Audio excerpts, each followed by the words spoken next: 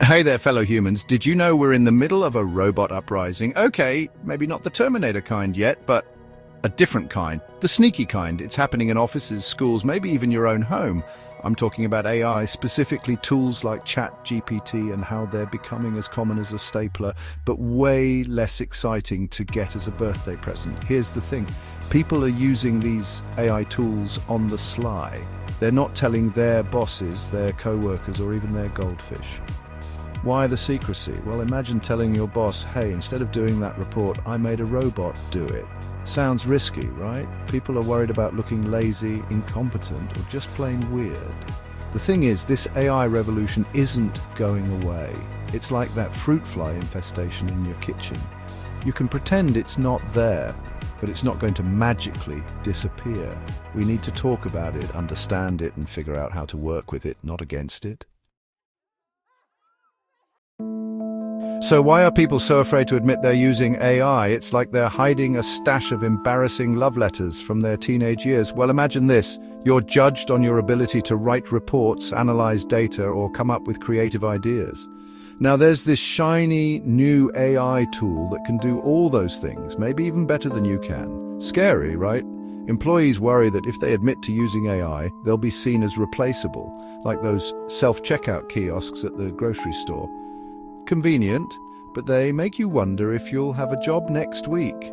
There's also the fear of the unknown. AI is still relatively new, and people don't understand how it works. It's like that weird humming noise in your attic. You're pretty sure it's not a ghost, but you're not sticking around to find out for sure. This fear is understandable, but it's holding us back. We need to be open about our AI use so we can learn from each other, share best practices, and maybe even laugh about the time the AI wrote a poem about a cat that sounded suspiciously like a Shakespearean sonnet about a ham sandwich. Imagine a workplace where everyone's secretly using AI, but no one's talking about it. It'd be like a middle school dance, but instead of awkward shuffling, there's just awkward silence and the whirring of hidden robot brains. This lack of transparency can seriously hurt collaboration. When people work together, they share ideas, bounce thoughts off each other, and build on each other's strengths and sometimes weaknesses, because, let's be real, we've all been there. But if everyone's hiding their AI use, they're also hiding valuable insights, potential pitfalls, and maybe even some really great AI-generated jokes. It's like trying to build a house without telling anyone what tools you're using. You might end up with a wonky structure held together by duct tape and hope. The covert use of AI also stifles skill development. If people rely solely on AI to do their work, they miss out on opportunities to learn new things, hone their existing skills, and maybe even discover hidden talents they didn't know they had. It's like using GPS for every single trip. Sure, you'll get there eventually, but you'll miss out on all the interesting detours and scenic routes along the way. Now, let's talk about the poor souls in charge, the managers, the supervisors, the people who are supposed to make sense of this AI-infused chaos. It's like trying to herd cats, but the cats are armed with algorithms and can write better reports than you can. Leaders are facing a unique challenge. How do you manage something you don't know is happening? It's like trying to solve a murder mystery where the only clue is a cryptic note written in binary code. Some managers might be tempted to ban AI altogether, like a grumpy librarian shushing a group of teenagers using the internet to look up cat memes, which, let's be honest, is a perfectly valid use of the internet. But that's not the solution. Banning AI is like trying to stop the tide from coming in. You'll just end up exhausted and covered in seaweed.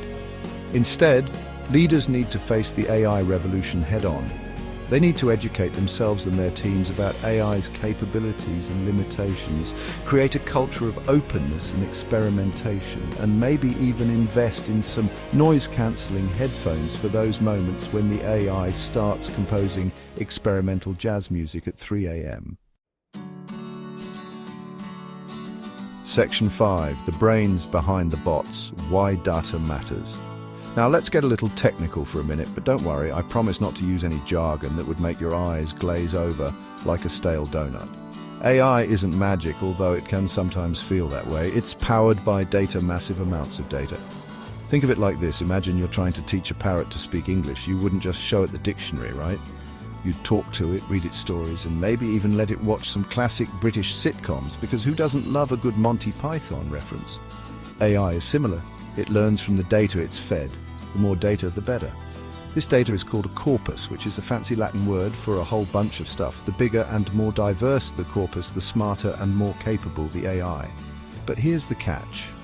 Not all data is created equal. If you feed an AI a bunch of biased or inaccurate data, guess what? You're going to end up with a biased and inaccurate AI. It's like teaching that parrot to speak English using only insults and curse words. It might be entertaining for a while, but it's not going to win any spelling bees.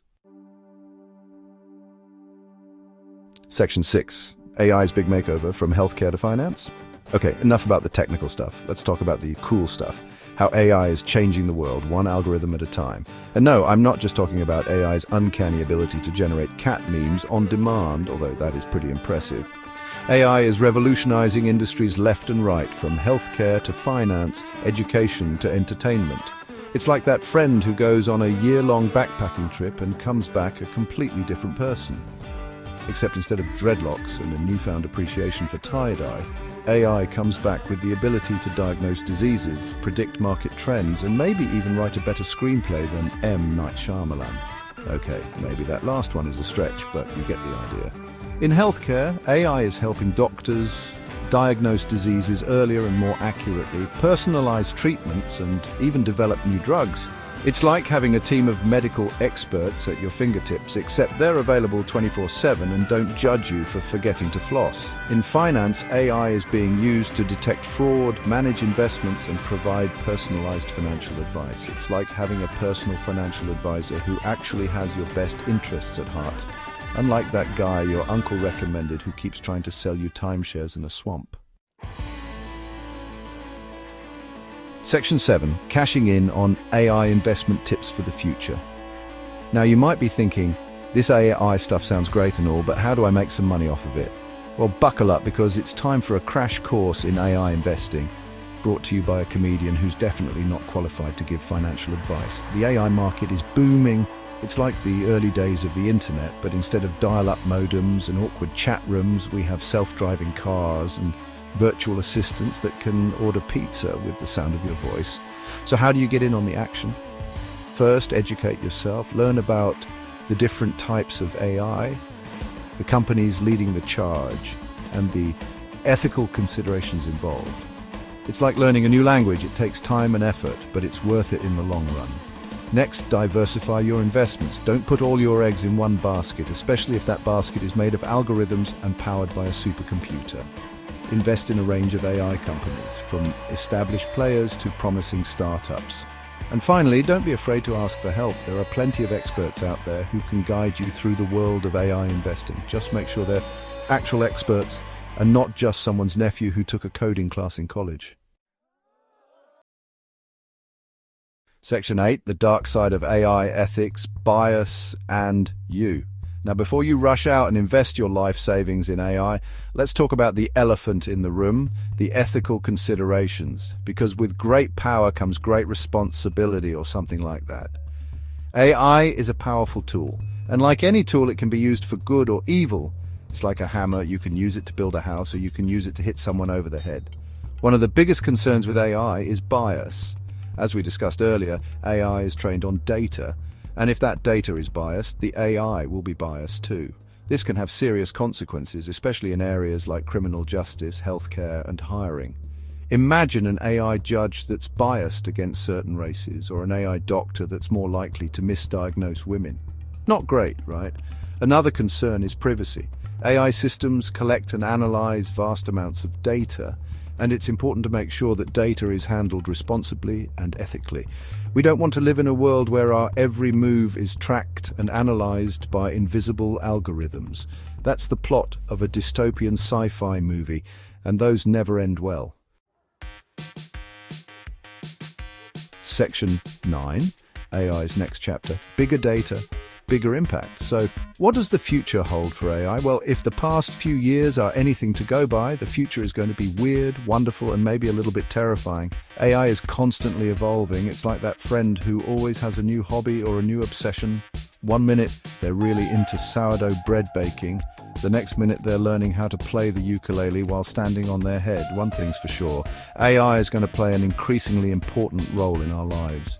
It's already changing the way we work, learn, and interact with the world around us. And as AI continues to evolve, its impact will only grow. The future of AI is full of possibilities, both exciting and daunting. It's up to us to shape that future, to ensure that AI is used for good and that its benefits are shared by all. And maybe, just maybe, we can teach it to make a decent cup of coffee along the way.